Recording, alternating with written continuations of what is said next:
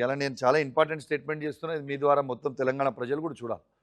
రేవంత్ రెడ్డి గారు చాలా స్ట్రాటజీగా ఏం ఆలోచన చేసిండంటే, ఇలా ఉత్తమ్ కుమార్ రెడ్డి గారు, కౌశిక్ రెడ్డి గారు ఇద్దరు కలిసి ఉంటే, ఇలా వీళ్ళిద్దరు కలిసి ఉంటే, ఇలా ముఖ్యమంత్రి రేపు ఫ్యూచర్లో ఆయన కాలేడు అనేది ఆయన క్లారిటీగా తెలుసు. కాబట్టి వీళ్ళిద్దరు అన్నదమ్ముల్ని విడదీస్తేనే నేను ముఖ్యమంత్రి అవుతా అనుకుని ఒక స్ట్రాటజీ యూజ్ చేసుకొని, ఇలా ఉత్తమ్ కుమార్ రెడ్డి గారిని నన్ను విడదీసి ఆయన ముఖ్యమంత్రి అయిన తప్పితే, ఇలా ఇదే కౌశిక్ రెడ్డికి ఇట్లా కాంగ్రెస్ పార్టీలు ఉంటే 100కి 100% ఈ రాష్ట్రానికి ముఖ్యమంత్రి ఉత్తమ్ కుమార్ రెడ్డి గారు ఉండేది, రేవంత్ రెడ్డి గారు ఉండేది కాదు. ఇవాళ మాకున్న స్ట్రాటజీయో ఇలా ఉత్తమ్ అన్నని ఏకాకి చేసి ఇవాళ ఈయన అయిన తప్పితే, అసలు వాస్తవంగా మొత్తం దీన్ని కూడబెట్టి చేసింది కాంగ్రెస్ పార్టీ. 7 ఏళ్ళు 10 సంవత్సరాలు కొట్లాడింది, కష్టపడి చేసింది ఉత్తమ్ కుమార్ రెడ్డి గారు కావచ్చు, శ్రీధర్ బాబు గారు కావచ్చు, బట్టి గారు కావచ్చు, ఇలా దామోదర్ రాజు నరసింహ గారు కావచ్చు, కోమటిరెడ్డి వెంకటరెడ్డి కావచ్చు, కోమటిరెడ్డి రాజగోపాల్ రెడ్డి గారు కావచ్చు, అందరు కలిపిపెట్టిన అన్నంలో తిని నేనేదో హీరోగా నేను తెచ్చిన గవర్నమెంట్. రేవంత్ రెడ్డికి అంత సినిమా లేదు. ఏసీసీ దగ్గర వెయిట్ లేదా రేవంత్ రెడ్డికి? వాళ్ళు చూసి ఈయన పర్ఫార్మెన్స్ నచ్చి ఈయనకు సంబంధించినటువంటి కొంత స్టామినా చూసి ఇవ్వలేదా? మీ రికమెండేషన్ వల్ల ఇచ్చింది అంటారు. 100కి 100% నా వంతు సహాయ సహకారం ఆ రోజు చాలా కీ రోల్గా ప్లే అయింది. నా వంతు సహాయ సహకారం కీ రోల్గా ప్లే అయింది. ఆనాడు ఉత్తమ్ కుమార్ రెడ్డి గారి సహాయ సహకారం కూడా కీ రోల్గా ప్లే. ఇప్పుడు తెలియదు వాళ్ళకు, ఢిల్లీలో ఉన్న వాళ్ళకి ఏం తెలియదు. 100% తెలుసు వాళ్ళకి. రాహుల్ గాంధీ కానీ 100% వాళ్ళకి, కేసీ వేణుగోపాల్ 100% వాళ్ళకి అన్నీ కూడా తెలుసు. మధు ఏమైంది ఏం కాలేదనేది స్పష్టంగా పూసగుచ్చినట్టు వాళ్ళకి అంతా తెలుసు. రేవంత్ రెడ్డి పీసీసీ ప్రెసిడెంట్ కావడందుకు ఏఐసీసీలో మేనేజ్ చేసా, సోనియా గాంధీ ఆఫీస్లో రాహుల్ గాంధీ ఆఫీస్ ఇన్ని మేనేజ్ చేసినారు. మరి మిమ్మల్ని రేవంత్ రెడ్డి ఇబ్బందులకు గురి చేస్తుంటే అక్కడ ఎందుకు మీరు వాడలేకపోతున్నారు? మీకు చెప్పినా కదా మీకు, ఏది రేవంత్ రెడ్డి ఇబ్బందా? రేవంత్ రెడ్డితోనే ఎవరు కాంప్రమైజ్ అవుతారా? ఏమి ఇబ్బంది పెడతాడు? నేను చేసే లంగ దందాలు లేవు, నేను చేసే లంగ బిజినెస్లు లేవు.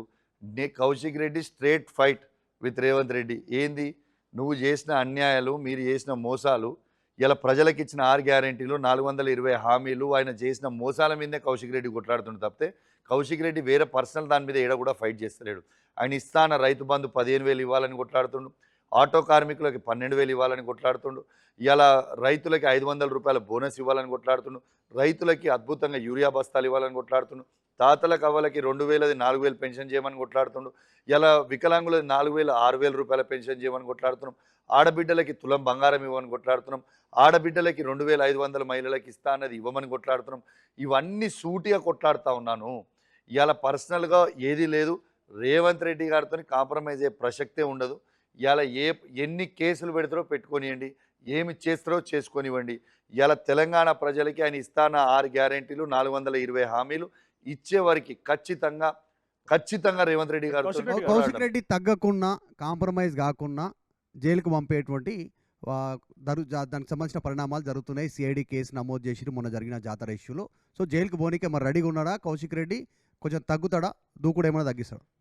వాళ్ళు ఉచ్చా బొచ్చా ఏం పీక్తాడో పీక్కోమని చెప్పు. ఇలా జైలుకి కాదు ఇంకా ఏడికి పంపినా కూడా పోనీక రెడీగా ఉన్నా.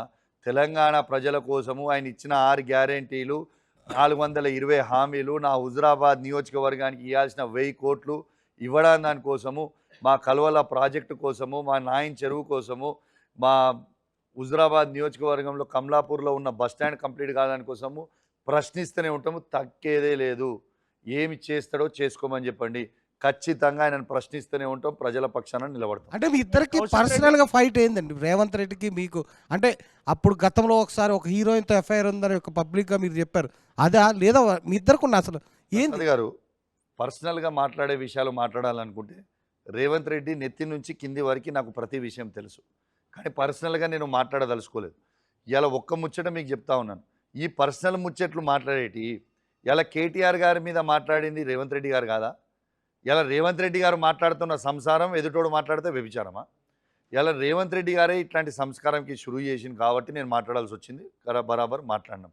అదంతా కాదు. రేవంత్ రెడ్డి తెలంగాణ ప్రజలకి మోసం చేసిండు, మంచిగున్న తెలంగాణని ఆగం చేసిండు, మంచిగున్న రైతులని ఆగం చేసిండు, మంచిగున్న మహిళలను ఆగం చేసిండు, మంచిగున్న యువకులని ఆగం చేసిండు. ఇలా ఆయన చేసిన మోసాలకి మోసంని నమ్మిండ్రు జనము, మోసపోయారు. కాబట్టి మళ్ళా జనాల పక్షాన నిలబడి కొట్లాడి తెచ్చే బాధ్యత మనలాంటి వాళ్ళు ఉంటుంది. కాబట్టి ముందర నిలబడి కొట్లాడు. కానీ కౌశిక్ రెడ్డి ఒక్కడే లేడు కదా బీఆర్ఎస్లో మీకంటే సీనియర్లు ఉన్నారు, హరీష్ రావు ఉన్నాడు, కేటీఆర్ ఉన్నాడు. వీళ్ళందరినీ టార్గెట్ చేయకుండా కేవలం మిమ్మల్ని మాత్రమే టార్గెట్ చేయడం కారణం చెప్తున్నా ప్రసాద్ గారు. కేసీఆర్ గారిని టార్గెట్ చేస్తుండు, కేటీఆర్ గారిని చేస్తుండు, హరీష్ రావు గారిని చేస్తుండు, నన్ను చేస్తుండు. ఎందుకంటే మేము ప్రజల పక్షాన నిలబడి కొట్లాడుతున్నాం కాబట్టే మమ్మల్ని టార్గెట్ చేస్తుండు. ఇంకా నా మీద ప్రత్యేకంగా ఎక్కువ లవ్ ఎందుకు ఉంటుందంటే, ఎందుకంటే ఆయన స్కూల్ అంతా నాకు తెలుసు కదా. ఆయన స్కూల్ అన్నీ ఒక్కొక్కటి నేను బయట పెడుతున్నా కాబట్టి ఆయన నా నోరు మూపియడానికి నా మీద కేసులు పెట్టుడో, నన్ను అవమానపరచుడో, నా కుటుంబం అవమానపరచుడో చేతనేనే చేస్తుండు. కానీ ఎన్ని చేసినా డైవర్ట్ అయ్యే ప్రసక్తే లేదు. ఆయనని మాత్రం నిలదీస్తూనే ఉంటాం ప్రసాద్ గారు. రైట్. కౌశిక్ రెడ్డి గారు, మీరు గతంలో అన్సెన్సార్డ్లో పార్టిసిపేట్ చేసినప్పుడు కానీ, గతంలో ఎక్కడ చూసినా కౌశిక్ రెడ్డి మాట్లాడిన మీడియా సమావేశాల్లో ఇందాక అన్నారు ఆయన స్కూల్ మొత్తం నాకు తెలుసు అని అంటున్నారు. ఒక ముఖ్యమంత్రి ఆ పీఠంలో కూర్చున్నారంటే ఆయన స్కూల్ మొత్తం మీకు తెలుసనంటే ఒక్క విషయం చెప్పండి, ముఖ్యమంత్రి రేవంత్ రెడ్డి గతంలో ఈ పని చేసేవాడు, ఇంత పెద్ద బిగ్గెస్ట్ విషయం తెలంగాణ ప్రజలకు తెలియని విషయం కౌశిక్ రెడ్డి తెలిసిన ఒక్క మాట చెప్పండి. వద్దు, బాగుండదు. పర్సనల్ విషయాలు మాట్లాడితే it is not right Manoj గారు. ఆయన పర్సనల్ విషయం మీరే అంటున్నారు. పర్సనల్ విషయం పబ్లిక్ కి అవసరం లేదు. ఆయన మా కేటీఆర్ గారిని ఆయన డ్యామేజ్ చేస్తుంటేనే ఆయన అన్యాయంగా కాంది అయినట్టు మాట్లాడి ప్రతి దగ్గర మాట్లాడుతుంది కాబట్టి మేము మాట్లాడాల్సి వచ్చింది. పర్సనల్ విషయాలు మళ్ళీ ఇంకోసారి ఆయన ఎప్పుడైనా మాట్లాడిన అనుకోండి, అప్పుడు ఉన్నాయి లేని అని చెప్తాం. అంటే ఆయన ఓన్లీ పర్సనల్ విషయం, ప్రజలకు సంబంధించిన విషయం కాదు. ఆ పర్సనల్ విషయం చెప్పి పదే ప్రజలకి డైరెక్ట్ గా అన్ని టీవీ ఇంటర్వ్యూలోనే చెప్తుండు కదా మనోజ్. అరే ప్రజలు మోసాన్ని నమ్ముతారు, మనం మోసం చేసి రావాలని ఒక ప్రముఖ ఛానల్లో ఆయన ముఖ్యమంత్రి కాకముందు కూర్చొని చెప్పింది రేవంత్ రెడ్డి గారే కదా మనోజ్. ఇలా చేస్తుంది కూడా ఆయన అదే కదా.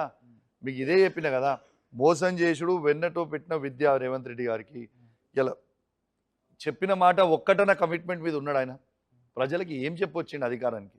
రైతు బంధు 15,000 ఇస్తానడు, ఇచ్చిండా? మహిళలకి 2,500 ఇస్తానడు, ఇచ్చిండా? 24 గంటలు ఫ్రీ కరెంట్ అద్భుతంగా ఇస్తానడు, ఇస్తున్నాడా? ఇలా రైతు బీమా ఇస్తానడు, ఇచ్చిండా? సరిగ్గా ఇలా తులం బంగారం ఇస్తామన్నాడు, ఇచ్చిండా? 2,000 పెన్షన్ 4,000 పబ్లిక్ మ్యాండేట్ ఇస్తున్నారు కదా. 4,000 పెన్షన్ 6,000 చేస్తానడు, చేసిండా? ఇలా చదువుకున్న మహిళలకి స్కూటీ ఇస్తానడు, స్కూటీలు ఇచ్చిండా? విద్యా భరోసా కార్డు విద్యార్థులకు ఇస్తానడు, ఇచ్చిండా? 2 లక్షల ఉద్యోగాలు ఇస్తానడు, ఇచ్చిండా? ఇలా రైతు కూలీలకు 12,000 ఇస్తామన్నాడు, ఇచ్చిండా? ఇలా ఆటో కార్మికులకి 12,000 ఇస్తామన్నాడు, ఇచ్చిండా? పూర్తిగా మోసం. రేవంత్ రెడ్డి గారికి మోసం అనేది వెన్నతోని పెట్టిన విద్య. ఖచ్చితంగా గదే చేస్తూ ఉన్నాడు.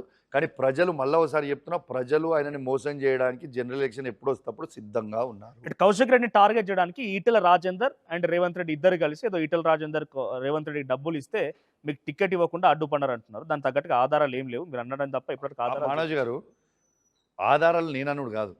మీకు గుర్తుంటే 2023 ఎలక్షన్స్ కంటే ముందు ఈటల రాజేందర్ గారే స్వయంగా అన్నాడు, నేను 25 కోట్ల రూపాయలు నువ్వు తీసుకున్నావు రేవంత్ రెడ్డి, మర్చిపోయినావు అని అన్నాడు. దాని తర్వాత రేవంత్ రెడ్డి గారు చార్మినార్ అమ్మవారి టెంపుల్ దగ్గరికి పోయి ప్రమాణం చేసి ఏడ్చిండు, మీ అందరికి గుర్తుంటుంటాడు. ఇక ఈటల రాజేందర్ గారే చెప్పిన తర్వాత నేను చెప్పేది ఏముంది? నేను అది చెప్పింది 2021 2 years తర్వాత నిజమైతే బయటకు వచ్చింది కదా. ఈటల రాజేందర్ గారు నోటి నుంచి 25 కోట్ల రూపాయలు అన్న వర్డ్ ఎందుకు బయటకు వచ్చింది? ఈటల రాజేందర్ గారు చెప్పేసింది కదా, చెప్పకనే చెప్పేసింది కదా. ఇలా చేస్తే మళ్ళీ పోయి ప్రమాణం చేసింది కదా. ఇప్పుడు ఇదే ఈటెల రాజేందర్ నియోజకవర్గంలో అడుగు పెట్టనివ్వకుండా బండి సంజయ్తో కౌశిక్ రెడ్డి మిలాఖత్ అయ్యిండు. ఈటెల రాజేందర్ మళ్ళీ నియోజకవర్గం అడుగు పెడితే ఎక్కడ కొంత ఇబ్బంది అవుతుందో అప్పటిదాకా కౌశిక్ రెడ్డి మీరు మాట అన్నారు, నేను ఉన్నన్ని రోజులు హైదరాబాద్కి నేనే ఉంటానన్నారు. ఈటెల రాజేందర్ వస్తే మళ్ళీ అడ్డుపడతారని చెప్పి బండి సంజయ్ ఎంపీ అని చెప్పి అక్కడ ఎవరు రావద్దని అడ్డుకట్ట. మున్సిపాలిటీ ఎన్నికల్లో కనీసం ప్రచారం కూడా చేయలేదు ఈటెల రాజేందర్. మనోజ్ గారు, మీరు తప్పు మాట్లాడుతారు. 107 అసలు బండి సంజయ్కి నాకేం సంబంధం ఉంటుంది? ఆయన బీజేపీ, నేను బీఆర్ఎస్. నంబర్ 1. నంబర్ 2, అసలు 107 గ్రామ పంచాయతీలో ఇవాళ ఈటల రాజేందర్ గారు కాలికి గజ్జ కట్టుకొని ప్రతి ఊరున సర్పంచ్ని గెలిపించడానికి తిరిగిండు. అయినా హుజరాబాద్ నియోజకవర్గ ప్రజలు ఈటల రాజేందర్ని 100 కిలోమీటర్ల లోపలికి బొందబెట్టిరు. ఆడ ఆయన ఈ ఊరు తిరిగినా బీఆర్ఎస్ పార్టీనే గెలిపించిండు. ఇలా మున్సిపల్ ఎలక్షన్లో ఆయన రాలేదు అని అంటే నాకేం సంబంధం?